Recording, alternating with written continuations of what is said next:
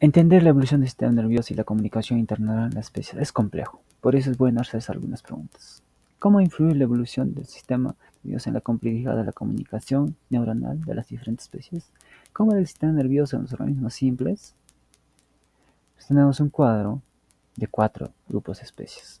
Las plantas. Sabemos que ellas no tienen un sistema nervioso, solo transmiten señales químicas y eléctricas, difusas.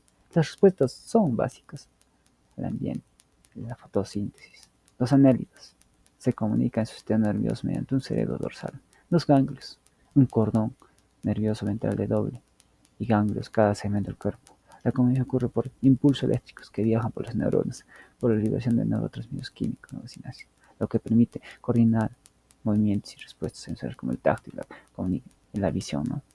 Los artrópodos tienen un sistema nervioso, ¿no?, caracterizado por un cerebro formado por la fusión de los ganglios de los primeros segmentos de la cabeza y una cadena de ganglios, ¿no?, especializados a lo largo de la parte ventral del cuerpo. Esta estructura es también denominada como la cuerda llena de nudos, ¿no? Permite una comunicación descentralizada y especializada, muy eficiente. La cabeza formada por ganglios segmentarios que están conectados entre sí y con el cerebro a través del mismo.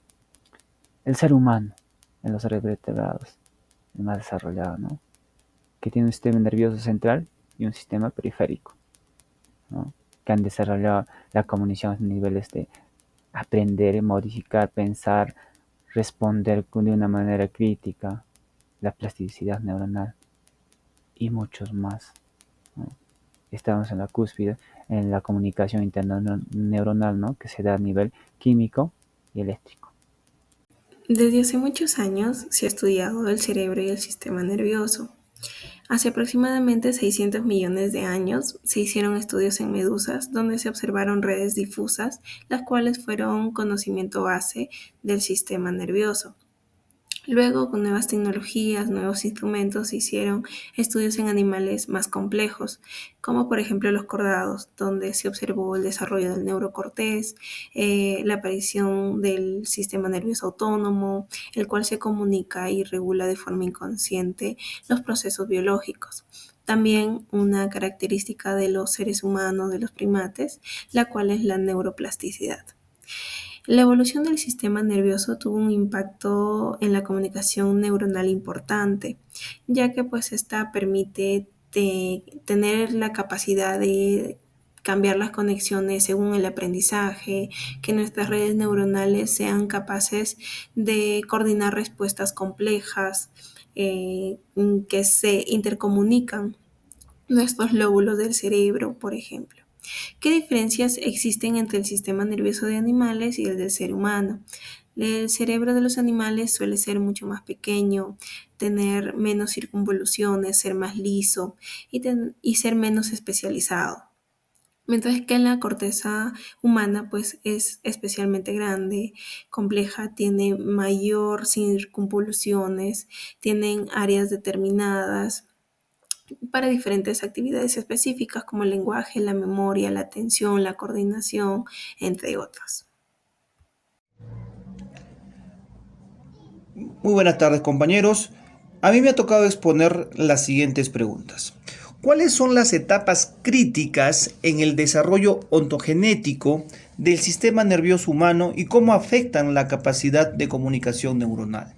Primero tenemos que entender que el desarrollo del sistema nervioso es un proceso ordenado y muy sensible que obviamente va a ocurrir desde el inicio de la vida en las distintas etapas críticas en donde incluyen obviamente ciertos procesos como lo que vendrían a ser la sinaptogénesis, la mielinización y la poda sináptica, así como también la plasticidad y la organización de todas las redes neuronales.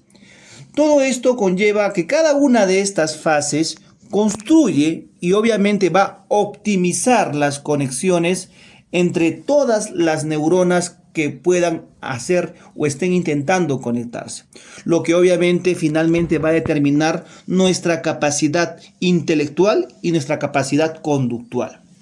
En la segunda pregunta hacemos referencia a cómo afectan, mejor dicho, estas etapas a la comunicación entre las neuronas. Podemos decir que durante la sinaptogénesis se generan miles de conexiones nuevas que amplían las rutas por donde fluye la información. Durante la mielinización, los axones reciben una capa aislante que incrementa la velocidad de impulso nervioso y durante la poda sináptica elimina obviamente las conexiones débiles, permitiendo que las señales viajen con un poco de mayor precisión. Gracias. Pregunta número 2. ¿Cuáles son las etapas críticas en el desarrollo ontogénico del sistema nervioso humano y cómo afectan la capacidad neuronal? Bien, el desarrollo ontogénico se refiere al proceso completo de desarrollo de un organismo desde la fecundación hasta la muerte. En neurociencia, ese concepto se usa para describir cómo el sistema nervioso se forma, madura, cambia y se adapta a lo largo de la vida. Aquí también vamos a ver el desarrollo prenatal del sistema nervioso. Empezaremos primero con la neurulación, que es desde la tercera y cuarta semana, en donde se forma el tubo neural a partir del ectodermo.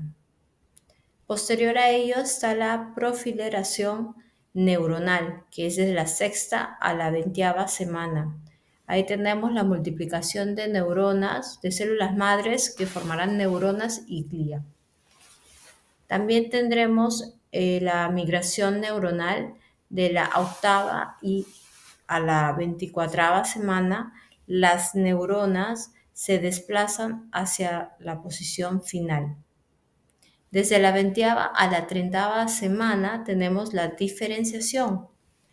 Aquí las neuronas adquieren su forma y función específica.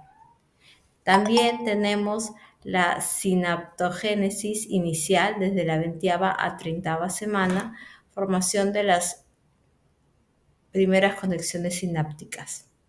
Por último, tenemos el inicio de la mielinización, que es en el último trimestre, y es donde se forma la mielina y en las vías nerviosas principales. También vamos a ver los periodos, las etapas y descripción. Por ejemplo, de los 0 a los 2 años se puede ver la sinaptogénesis acelerada, donde se ve la formación rápida de la sinapsis. Desde la infancia a la adultez tenemos la mielinización progresiva, incremento de mielina en las vías neuronales. Desde la infancia y adolescencia vamos a tener la poda sináptica, eliminación de conexiones poco usadas. De toda la vida vamos a tener la neuroplasticidad experiencial, donde tenemos los cambios guiados por la experiencia. De los 3 a 25 años tenemos la maduración ejecutiva, tenemos el desarrollo del control y planificación. Y en la infancia y adolescencia vamos a tener la integración multisensorial, donde es la consolidación de lo socioemocional. Por último, es muy importante mencionar que en estas ventanas temporales la capacidad de cambio del cerebro es muy alta.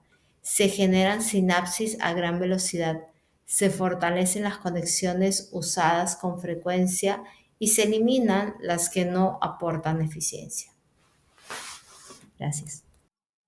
Pregunta 3. ¿Qué factores genéticos y ambientales influyen en el desarrollo de las conexiones sinápticas? Es importante saber que este desarrollo de las conexiones sinápticas, conocidas como sinaptogénesis y organización neuronal, están intrínsecamente influenciados por una interacción constante y dinámica entre los factores genéticos y ambientales. Para ello es importante saber qué papel juegan los genes en la formación de la sinapsis. El papel que juegan los genes en esta formación es fundamental, ya que establecen la arquitectura básica del sistema nervioso, que a su vez controlan la temporalidad de los procesos que dirigen la eliminación selectiva de las conexiones redundantes. Asimismo, es importante saber cómo es que influye en el ambiente en el fortalecimiento o debilitamiento, ¿no?, de las conexiones.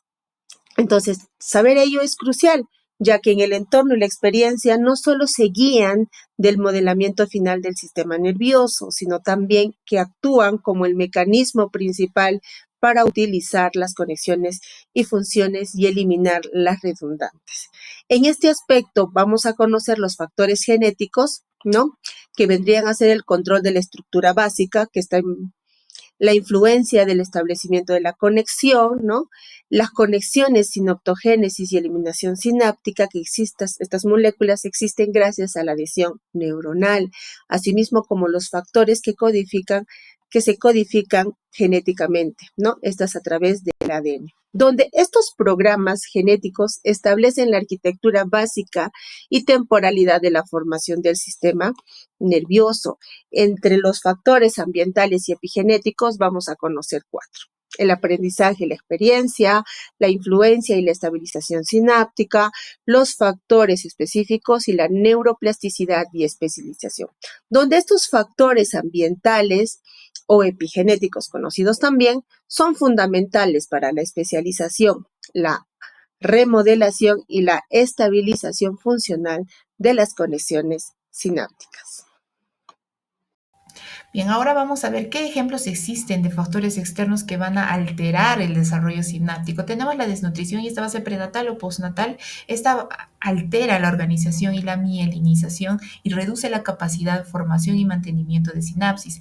Tóxicos y drogas. Estas van a darse de una exposición intrauterina o postnatal que van a interferir en el proceso de proliferación, de migración, de mielinización y pueden reducir la densidad sináptica o alterar la neurotransmisión. Dentro de las infecciones intraútero, estas pueden ser causadas malformación, muerte celular o alteración en la conexión sináptica. En las infecciones del sistema nervioso en el periodo postnatal van a ser causadas por factores externos como golpes en la cabeza, cirugías, virus o bacterias del ambiente que pueden inflamar o dañar el cerebro. Esto va a impedir que las neuronas se formen correctamente su sinapsis. Entonces, mientras menos neuronas, menos conexiones sinápticas se tendrá. También tenemos factores ambientales que van a empezar a modificar los neurotransmisores. Durante el desarrollo del cerebro, los niveles de los neurotransmisores no son fijos, ya que esto van a ir cambiando según la experiencia del ambiente, especialmente por la estimulación sensorial. La experiencia que recibe un niño o un bebé cuando toca, oye, siente, pueden hacer que el cerebro produzca más o menos neurotransmisores y esto va a afectar directamente cómo se forman, fortalecen o eliminan las conexiones sinápticas. Es también importante ver cómo interactúan los factores genéticos y ambientales, y acá vamos a hablar un poco de la complementariedad de los genes que establecen el andamiaje y el ambiente cómo los modela, ya que los genes van a empezar a controlar la sobreproducción sináptica y el plan básico de las conexiones, pero el ambiente va a decidir cuáles conexiones sinápticas se estabilizan y cuáles de estas se van a eliminar mediante la actividad neuronal y plasticidad. También tenemos los factores epigenéticos, que son señales del ambiente que van a empezar a modular la expresión genética y van a influir en los procesos como arbonización dendrítica, neurotransmisión y la mielinización. También va a existir un balance entre la estabilidad genética y la plasticidad ambiental. María Porch, la doctora, en el 2021 refiere que en el sistema nervioso se forma por programas genéticos, pero se modifica y se remodela según las experiencias que les da el ambiente. Con respecto a la cuarta pregunta de cómo varía la función de los diferentes neurotransmisores en las distintas regiones del cerebro, tenemos que entender que la función de un mismo neurotransmisor va a cambiar según la región, los receptores presentes y las redes neuronales locales. Su función depende mucho del circuito, del tipo de receptor, de la arquitectura sináptica de cada región, y esto explica por qué el mismo neurotransmisor puede producir efectos excitatorios, inhibitorios o moduladores en las distintas regiones. Tenemos que saber que los neurotransmisores son moléculas químicas que permiten la comunicación neuronal y también modulan la inhibición, la activación, la plasticidad sináptica, y su función general básicamente tiene mucho que ver con la regulación de los procesos emocionales, cognitivos, conductuales y también autónomos. Mencionando algunos neurotransmisores como por ejemplo el glutamato, cuando este se ubica en lo que es la corteza prefrontal, tiene mucho que ver con lo que es el funcionamiento ejecutivo, de funciones ejecutivas. Cuando lo encontramos en hipocampo, hablamos de lo que es la memoria episódica, la codificación espacial. Cuando está en amígdala, tiene mucho que ver con el aprendizaje emocional. Por otro lado, GABA, cuando se encuentra en corteza, hablamos de la inhibición, la sincronía oscilatoria, en el cerebelo, todo lo que es coordinación motora fina. En cuanto a la dopamina, cuando lo encontramos en sustancia negra, exactamente en el área estriada, nos referimos más al tema de control motor. Cuando está en el área tegmental ventral, exactamente en el núcleo accumbens, a todo lo que es el circuito de motivación y recompensa. En corteza prefrontal, al igual que el glutamato, en lo que tiene que ver con funcionamiento ejecutivo. En cuanto a la serotonina, cuando está en el rafe dorsal, en corteza y área límbica, lo que es estado de ánimo, puede ser un tipo de afectividad, ¿no? De ansiedad y también de sueño. En cuanto a la noradrenalina, en el locus coeruleus, exactamente en corteza, lo que tiene que ver con atención, vigilancia, ciertas reacciones ante, pueden ser estímulos estresores. En cuanto a la acetilcolina, cuando lo encontramos en el prosencéfalo basal, hablamos mucho de lo que es la atención, exactamente lo que es la atención sostenida, focalizada, y en el hipocampo lo que son ciertos procesos cognitivos, ¿no? Como la memoria y el aprendizaje. ¿Qué ocurre cuando hay ciertos desequilibrios en los neurotransmisores? Estos pueden surgir por alguna disfunción sináptica, puede ser por pérdida neuronal, por cambios en los receptores o en ciertas alteraciones en la recaptación de algunos neurotransmisores. Y estos se van a asociar a ciertas patologías o a ciertos trastornos que podemos evidenciar. También hay ciertos déficits específicos, ¿no? Por ejemplo, si es que encontramos dopamina baja, podemos relacionarlo mucho a Parkinson, a bradicinesia, a rigidez. Cuando hay una hipofunción glutamatérgica en corteza prefrontal, a lo que son síntomas cognitivos y negativos en cuanto a la enfermedad de la esquizofrenia. Cuando evidenciamos hiperactividad glutamatérgica más la reducción de GABA, evidenciamos epilepsia y también algunos trastornos del neurodesarrollo. Si es que hay un déficit de serotonina y plasticidad reducida, podemos ver más que todo lo que son trastornos afectivos. Puede ser una depresión mayor, una ansiedad, impulsividad, poco control de impulsos, tolerancia a la frustración y ello, ¿no? Cuando evidenciamos disfunción colinérgica, nos vamos más para un tema de deterioro cognitivo y también la enfermedad del Alzheimer. En conclusión, la formación de las conexiones sinápticas puede verse como un escultor que trabaja con un molde preestablecido. Los factores genéticos proporcionan el molde básico, es decir, la arquitectura innata, la secuencia temporal y el material celular, y controlan la primera fase de superproducción de sinapsis, mientras que los factores ambientales, epigenéticos, impulsados por la experiencia y el aprendizaje, actúan como las herramientas de acabado y selección, cincelando y estabilizando selectivamente solo aquellas conexiones que son funcionales y necesarias para el entorno, dando lugar a la especialización.